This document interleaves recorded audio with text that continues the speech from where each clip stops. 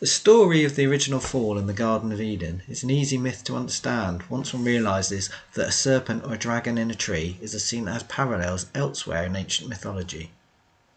The tree has been an important mythological symbol for the world axis in many religious traditions. The most famous of these is probably the world tree Yggdrasil in Norse religion. The tree of paradise is described as growing in the middle of the Garden of Eden, suggesting it too represented the central axis of the universe.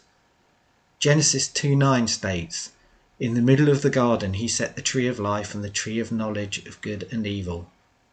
Again, during Eve's temptation in Genesis 3:2 we read, "The woman answered, 'We may eat the fruit of any tree in the garden, except for the tree in the middle of the garden.'" Although the tree is well known as the chief metaphor for the world axis, few have expanded the allegory to ask why a snake or dragon is often found in proximity to this tree. The answer is simple. The serpentine constellation Draco is found entwined around the axis in the night sky. In his letters, Paul placed the Garden of Eden in the sky. In 2 Corinthians, he mentions a Christian, most probably himself, who was caught up as far as the third heaven. "And I know that this man was caught up into the Garden of Eden." This must have been a Jewish tradition, as we also find Eden placed in the third heaven in a 1st century Jewish text called the Revelation of Moses. We likewise find Eden in the third heaven in a 1st century Jewish mystical ascent called 2 Enoch, which reads, "And those men took me thence, and led me up until the third heaven, in the middle of the trees of life, in that place whereon the Lord rests, where he goes up into Eden." The Garden of the Hesperides is the Greek myth most similar to that of the Garden of Eden. According to legend, the Hesperides were the daughters of Atlas, and their garden was guarded by a dragon called Ladon.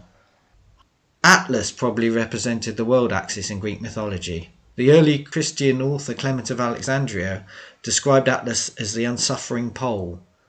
Hesiod wrote of Atlas that he holds up the broad heaven in front of the clear-voiced Hesperides.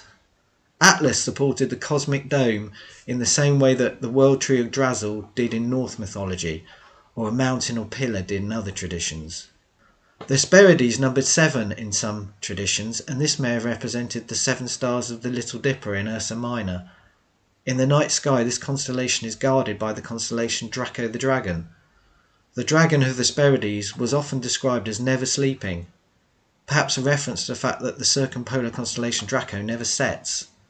In his famous book of astronomy, Hyginus described the constellation Draco with, "This huge serpent is pointed out as lying between the 2 bears. He is said to have guarded the golden apples of the Hesperides, and after Hercules killed him, to have been put by Juno among the stars."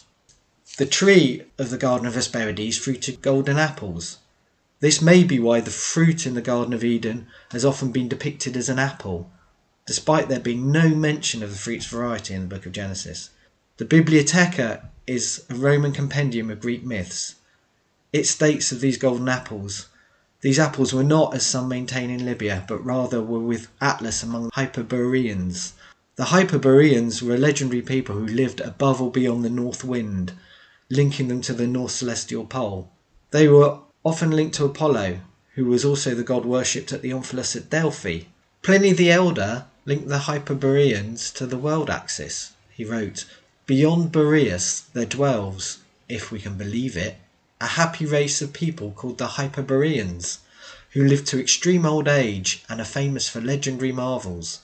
Here are believed to be the hinges on which the firmament turns and the extreme revolutions of the stars." I think the story of the Garden of Eden is a myth about the creation of mankind and a belief in its fall from the heavenly realm to the material realm via the world axis. We find an echo of this in the Quran. Satan deceived them, leading to their fall from the blissful state they were in. And we said, "Descend from the heavens to the earth." Surah 236. This may also be why Adam and Eve are described as being naked in Eden, souls without bodies. Hence we are told after Adam and Eve have eaten from the tree of life and are about to be ejected from the heavenly realm, the God Yahweh made coats of skin for Adam and his wife and clothed them.